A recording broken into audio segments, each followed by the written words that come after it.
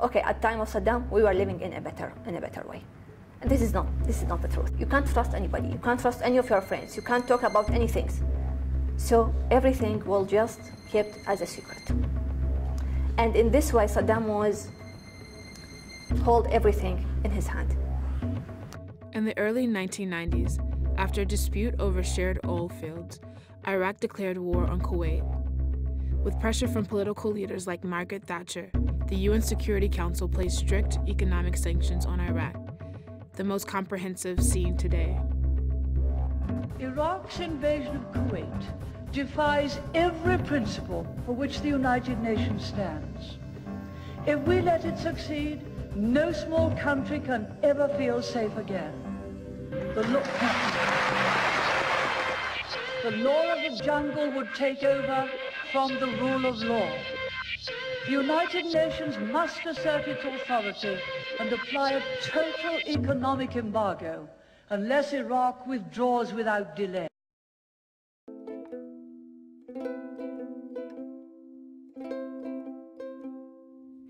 I used to think of the world as black and white. There are good policies and bad policies, right decisions and wrong decisions. In the world of diplomacy, I thought war was destructive and that sanctions served as an important policy tool for stopping rogue nations from flourishing.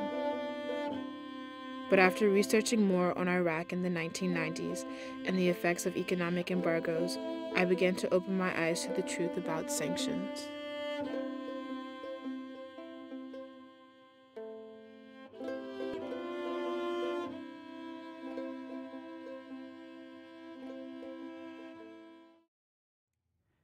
I began to wonder what the effects of sanctions had been for the Iraqi people.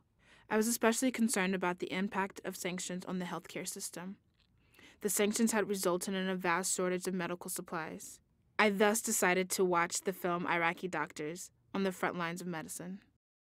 We have the machines for lithotripsy stopped because we don't have spare parts. The spare parts of the lithotripsy machine has a double use. It stopped since a long time. Lithotripters, which are very modern, that's modern technology to break up kidney stones by sound waves. But the starter, it's called an igniter, the part that allows the machine to start, have been classified under the UN sanctions as dual usage, so they are not allowed to come in. So we have people with kidney stones, a lot of adolescents, a lot of teenagers with kidney stones. We have lithotripters, we know how to use them, but we can't treat them. Now he's in end-stage renal failure, dialysis dependent. We want just to control his infection, to decrease the need for dialysis. You know, it's not practical to dialyze patients by peritoneal dialysis weekly. It's very difficult. Just we want antibiotic therapy for him to control his infection. They go on and develop renal failure and go on chronic dialysis. And you know what the prognosis for that in a society like that is. From a benign condition that could have been treated by machines they had with knowledge, using knowledge that they had. If you have people who have chronic illnesses like diabetes or heart disease or kidney disease that can't get to a physician or a clinic or a nurse or a pharmacy to access their medications, you'll take somebody who is a disease that's being maintained and put them into a crisis. And the embargo was a huge disaster. I had no idea that sanctions had such a drastic effect on the people of Iraq. Originally, I thought that the economic embargo was meant to tame the regime of Saddam Hussein, but I began to realize that sanctions only really hurt the civilian infrastructure. Throughout the 1990s, the embargo prevented the proper maintenance of the sewage system, the water system, the electrical grid system, the healthcare system, the education system, and the very social fabric of Iraq. In particular, the children seem to be hit the hardest. According to UNICEF, infant mortality rates in southern central Iraq doubled due to poor nutrition and food security, and the lack of adequate health care. In addition, their access to potable water was extremely limited.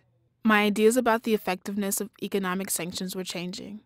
I decided to research what policy experts thought about the concept of sanctions and its ability to bring about positive social change. When you refer to sanctions, most people are talking about the broad-based sanctions against a country, broad-based trade sanctions often.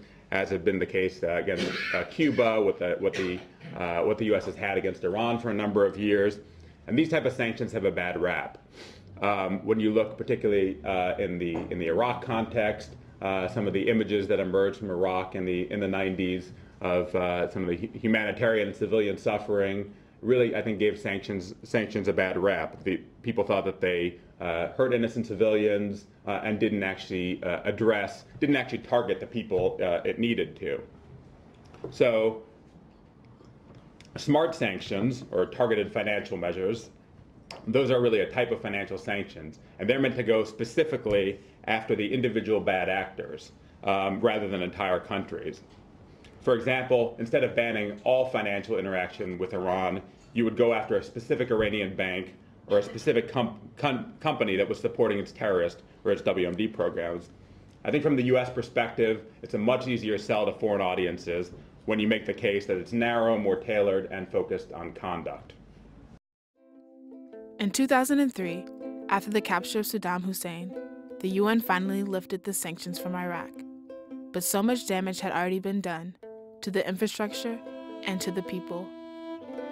In learning about the sanctions, my eyes were opened to the extent of their devastating consequences. I was especially shocked to learn about the causal relationship between the sanctions and the increase in child mortality rates. I now want to see other than black and white. I must step outside of my frame and begin to think complexly about the role of diplomacy on international affairs. I need to see the reds and blues. I need to see the colors.